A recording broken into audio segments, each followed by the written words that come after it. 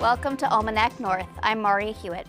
Tonight we have guests that are experts in their areas of public welfare programs. We take a deep look at the types of situations that individuals may find themselves in that require public assistance, and we look at some of the stats and figures of this aid from 2023. But first, the Housing and Redevelopment Authority of Duluth, Minnesota, Duluth HRA, hosted a groundbreaking ceremony for the Phase 6 development in Duluth's Harbor Highlands neighborhood. Phase 6 will be made up of 10 one-bedroom, 14 two-bedroom, 12 three-bedroom, and 4 four-bedroom units. The units are priced to be affordable to households at 50% area median income. 7 units are reserved for households exiting homelessness with supportive services, and 6 units set aside for households with disabilities. All units have project-based vouchers, so residents will only pay 30% of their income for rent and utilities. Phase 6 is estimated to be completed and ready for occupancy by the summer of 2025. A groundbreaking ceremony took place on Thursday, July 11th at 1 p.m. at the location of the development on the corner of Bay Breeze Bend and Harbor Highlands Drive. July brings big sales from major retailers, but shoppers should stay alert to avoid scams. Here are some tips to keep your online shopping safe. Research sellers before buying, check customer reviews, and verify contact information. Use bbb.org to see if a retailer is accredited and read customer feedback. Beware of phishing attempts via email and text. These often claim you have a gift or delivery issue. Track your purchases and avoid suspicious links. Watch out for social media ads and lookalike websites. Slight URL changes can indicate a fake site. Ensure the spelling is correct and check for legitimate contact info. If a deal seems too good to be true, it probably is. Don't trust professional photos online. They can be stolen. Look for blurry logos or images as red flags. Ensure websites are secure with HTTPS in the URL and a lock icon. Never enter payment info on sites without these.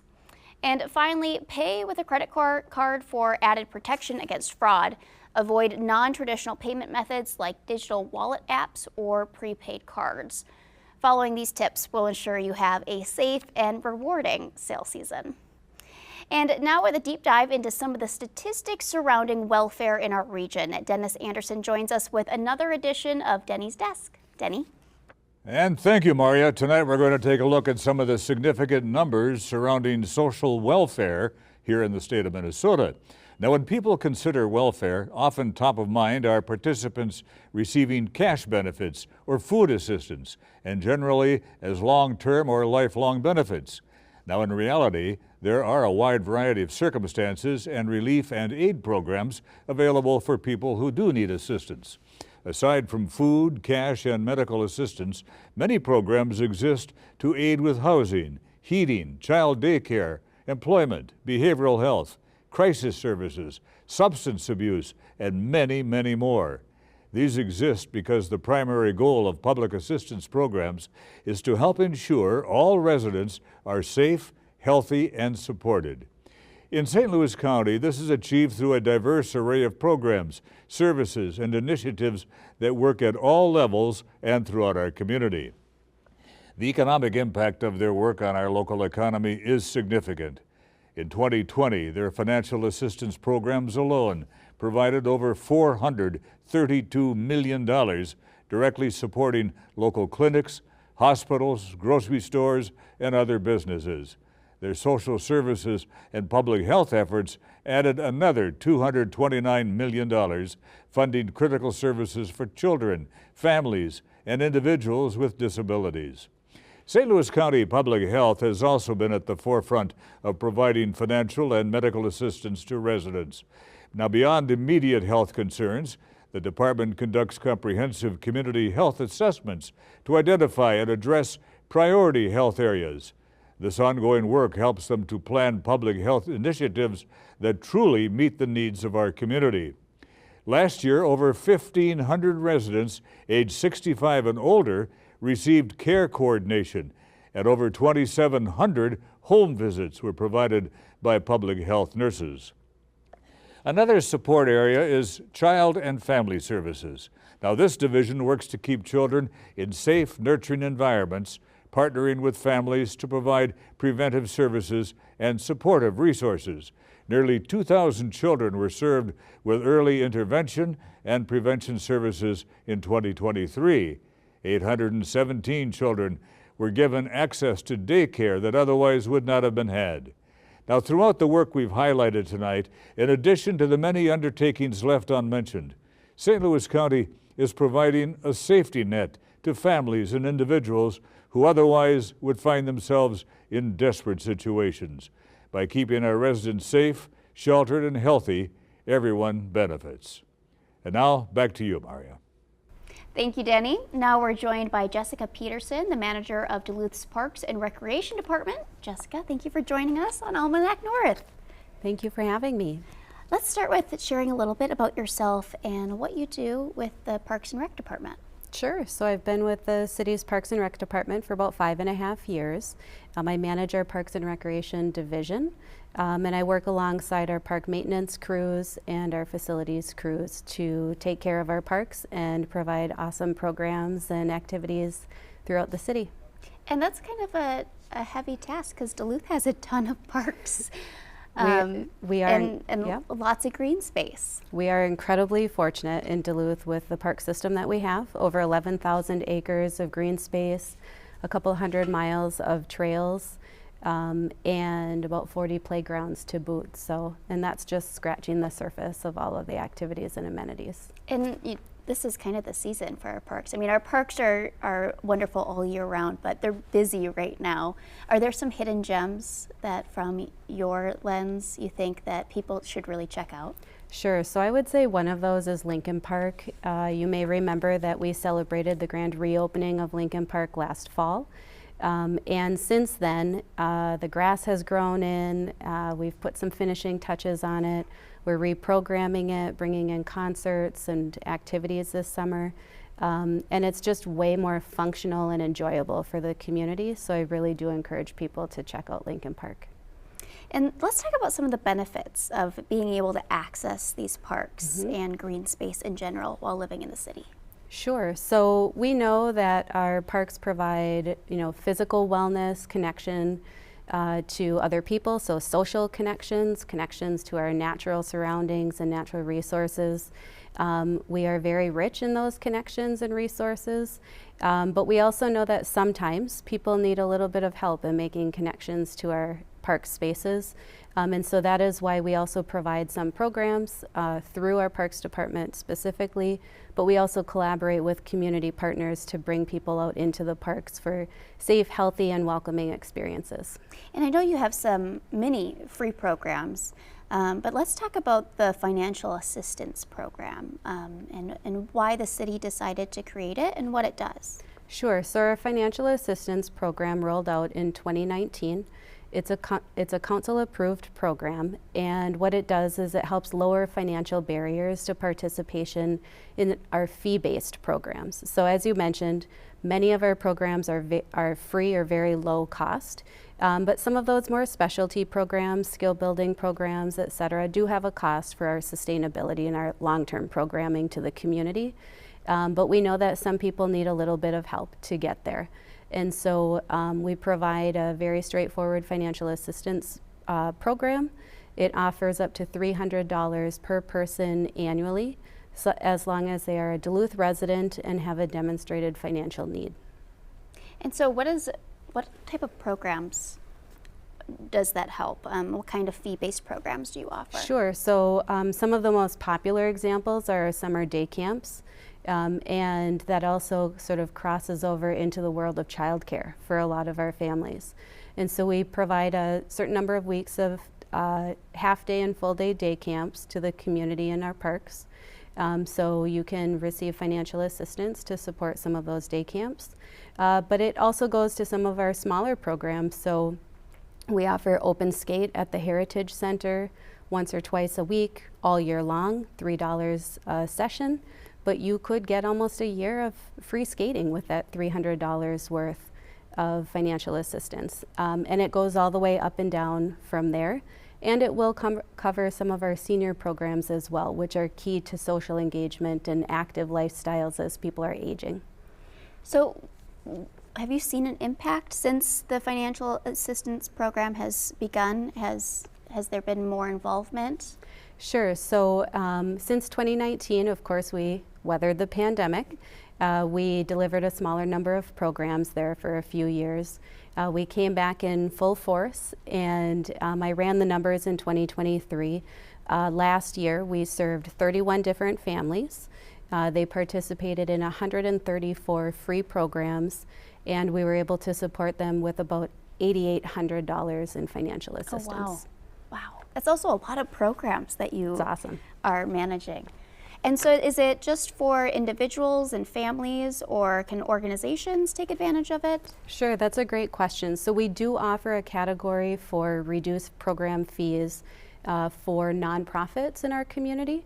And we offer a number of free programs to our youth agencies in particular. So for example, the Valley Youth Center, the Boys and Girls Club, and a couple of others. We do about 20 free programs per year. And that's a way to bridge kids into our programming and services when, signing up for individual programs is a little bit more work. Sometimes you just don't have the connections to resources to do that on an individual basis. So we work organization to organization to bring those programs out into the community and serve more kids that way. So what does the application look like to fill out the financial assistance? Is it a heavy lift? It's not a heavy lift. It's a pretty straightforward application. It's available on our website. Of course, if someone wanted to stop into the office, if internet were an issue, we would always help them with that as well. It's just the front back of a piece of paper. And if there is ever concerns or a question on qualifications, they can always give us a call. And we'll always find a way to work through it. Looking ahead, do you see evolutions of the program, expansions, or any changes? I think that's a really good question. Right now, we'd like to see how it's working with a year-over-year comparison with a couple of normal years of programming. Any changes to the program would likely need a council review and approval because we do realize that fees are an important part of our sustainability model. And that access to programming is important to our community as a whole. So right now, I don't know that there will be specific changes. It's just something that we'll continue to look at and evaluate. Mm-hmm. So free programs, there's a ton of those. I mean, you do have the fee-based, but you offer dozens of free programs. Can you share a little bit of some of those that are going on right now, maybe? Absolutely. So this week, for example, on Friday, we have our first of a couple pop-up splash pad events. So this is Friday at 3 to 5 p.m. at Keene Creek Park. It's a great way to cool off now that summer is finally here with the heat outside. And we partner with the Duluth Fire Department to bring in the water for that and the setup of all of the spray equipment and supplies and fun. So there will be a few more of those as we move through the summer. You'll also see a few beach safety parties that we put on with some of our partners at the beach house out on Park Point. And one of our two of our very popular programs are play gyms, which are for our youngest kiddos, toddlers and younger, to just get together with other families and play with some of our equipment at some of our community centers. And a lot of those same families enjoy the partner program that we put on with the Duluth Public Library, which is Story and Play, and we move that throughout our parks all summer long. And I think you had a big press conference, an opening this week that maybe you want to share a little bit about? That's right. So earlier this week, we did celebrate the opening of another section of the Wabasay-Kanawha, the Martin Trail. The access trailhead to that is just off of Falcon Street in Morgan Park. And this trail traverses an area of the remediated U.S. Steel property in the Morgan Park neighborhood.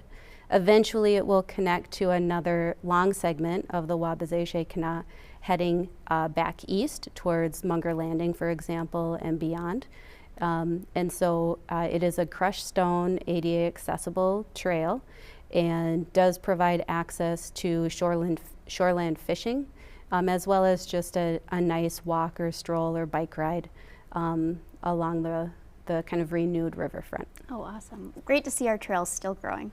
Well, Jess, thank you so much for joining us tonight. It was a pleasure. Thank you.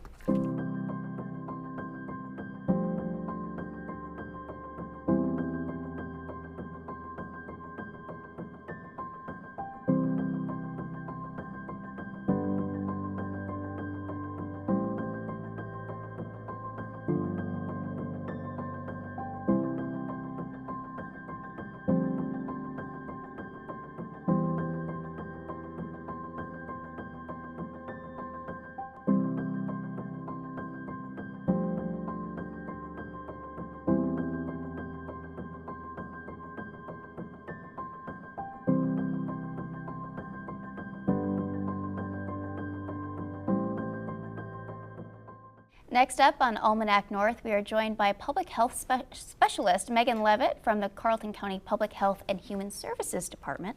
Megan, thank you for joining us. Yeah, thank you for having me. Well, can you share a little bit about your background and your role with Carleton County? Yeah, so I work for Carleton County as a public health specialist, also a grant manager for the Northern Minnesota Suicide Prevention Regional Coordination Program. Yeah, can you tell us a little bit about that program and how it helps the 87 counties in Minnesota and especially underserved areas? Yeah, so Carleton County is one of 2 grantees from the Minnesota Department of Health.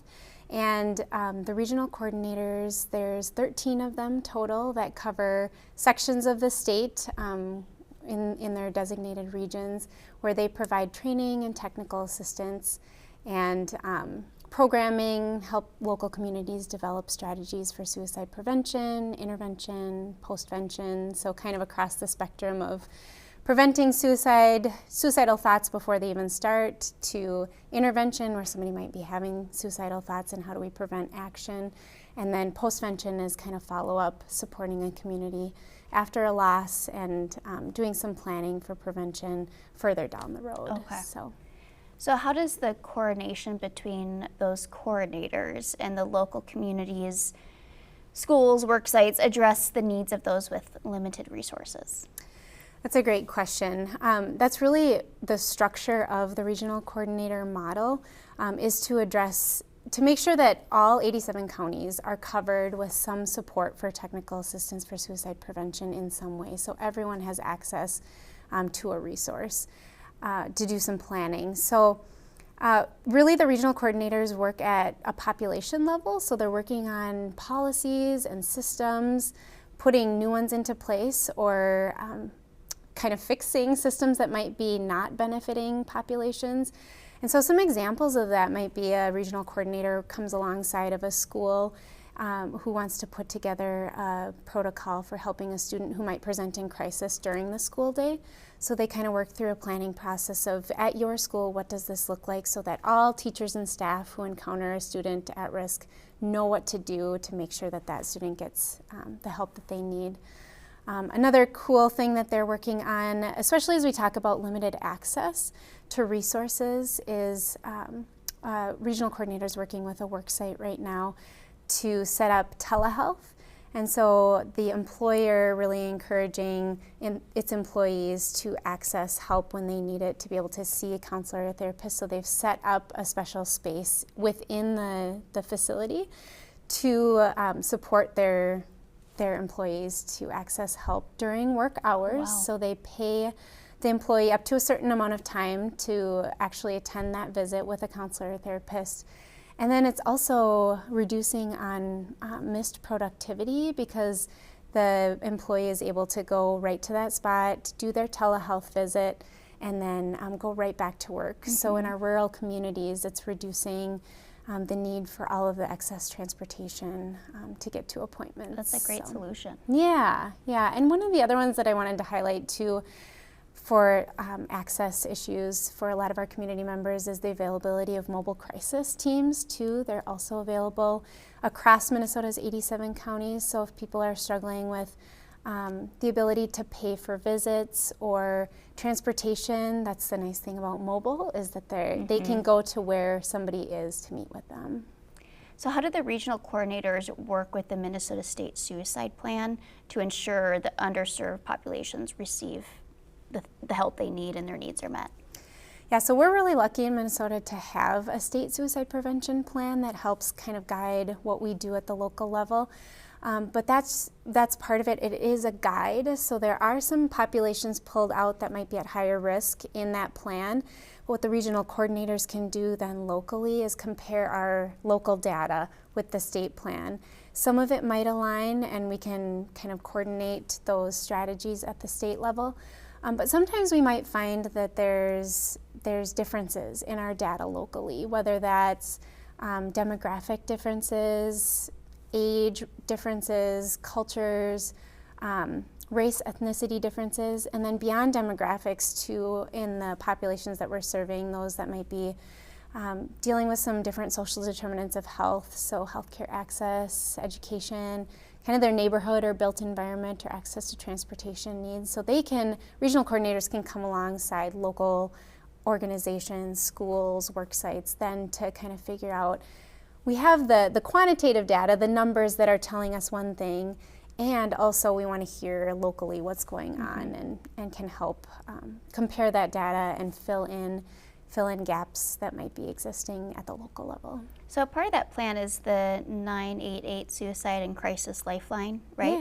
Yeah. So can you tell us more about the importance of that and then maybe the impact that it's had? Yeah. So the 988 Suicide and Crisis Lifeline is something that's evolved over the last few years. Many people probably have known it as the National Suicide Prevention Lifeline. So now it is accessible by phone, text, and chat, which is really helpful for the different modes that people want to communicate. It also, different population groups are able to access different services. So when you call or text or chat in, you can access the Veteran Services Lifeline, the Spanish language line, and then the LGBTQI plus network. And then also if somebody is deaf and hard of hearing and they have a video phone, they do have services via ASL on that video phone as well. So a lot of different ways that we're able to kind of meet people where they're at. A way that we get them back to local resources is by area code. So if somebody with a Minnesota area code calls in, texts in, it's still very anonymous, but they can get you to a Minnesota Lifeline Center that will have more local resources for your area. So I do have a success story if we have time. Oh, wonderful. Yes. Yeah. So this was something that one of our local providers here in Northeast Minnesota shared with us, and they shared that she's happy to pass it along to anyone that would be helpful for. So she says, I'm working for another mental health center in northern Minnesota doing telehealth in their outpatient program. I have open access time in my schedule for whoever needs help a few mornings a week and Thursday afternoons. So here's my story. I checked my schedule at 1 p.m. and noticed an appointment for a comprehensive evaluation from 2 to 3:30. So this is required to access services. So this appointment was not on my schedule at noon. I dialed in and there was an adolescent about 17 and her mom on the screen. I got through the demographics, and then prior to jumping into the eval, I asked, "What brings you here today and the purpose of our meeting?" The mom literally said, "I called a 988 number for crisis as my daughter has thoughts of suicide." When asked when she called, she said about 2 hours ago. So she called the 988 number, talked to the local mobile crisis response team, and was added to an open access slot in my schedule and assessed within 3 hours. So the therapist said, "I have to say I was excited to hear this from them. The system is working." She was assessed for safety, determined she was okay to return home for now, and was smiling and engaged in conversation at the end of the assessment. She's agreeable to therapy and support services. It was so satisfying to have this experience. Oh, so wow. It's neat to see how a national resource can then get us back to very local. It trickled down and quickly, you know. Yeah. So for people who, you know, maybe they work in a school or they have a work site or they just want more information to be prepared, how can they learn more information or get connected with a coordinator? Yeah, so on Carleton County's website, they can find the map of the regional coordinators, and our Northeast region is to be filled right now, should be filled shortly, and they can just email or call the regional coordinator directly, and I'm always available too as the kind of the point of contact for all of northern Minnesota. Well, Megan, thank you so much for joining us, and thank you for the work you do. Yeah, thanks for having me. Now let's look ahead and see what you might be up to this weekend. Saturday from 11 a.m. to 7 p.m. at Bayfront Festival Park is the Festival by the Lake. Music, exhibitors, food, and fun are available. Adult tickets are $5. Children 12 and under are free with an adult. The festival is a fundraiser for the Bluebird Foundation, which supports high school-aged children involved with the performing arts. This Saturday from 7 to 9 p.m., walk or boat into the inaugural Dragonfly benefit for the Itasca Area Cancer Crisis Fund. Fundraising is through the Community Foundation of the Grand Rapids area. Free live music will be performed by Small Town Syndrome. More details are available online on their events page. And Sunday from 10 a.m. to 2 p.m., the Wonder Trek Children's Museum is hosting a 5 and under outdoor play lab in Brainerd. Children can explore the wonders of art, nature, mud, and water. The event is free. Well, that will do it for this week's show. Make sure you go out and enjoy your weekend. For everyone here at Almanac North, I'm Maarja Hewitt. Thank you for joining us. Good night.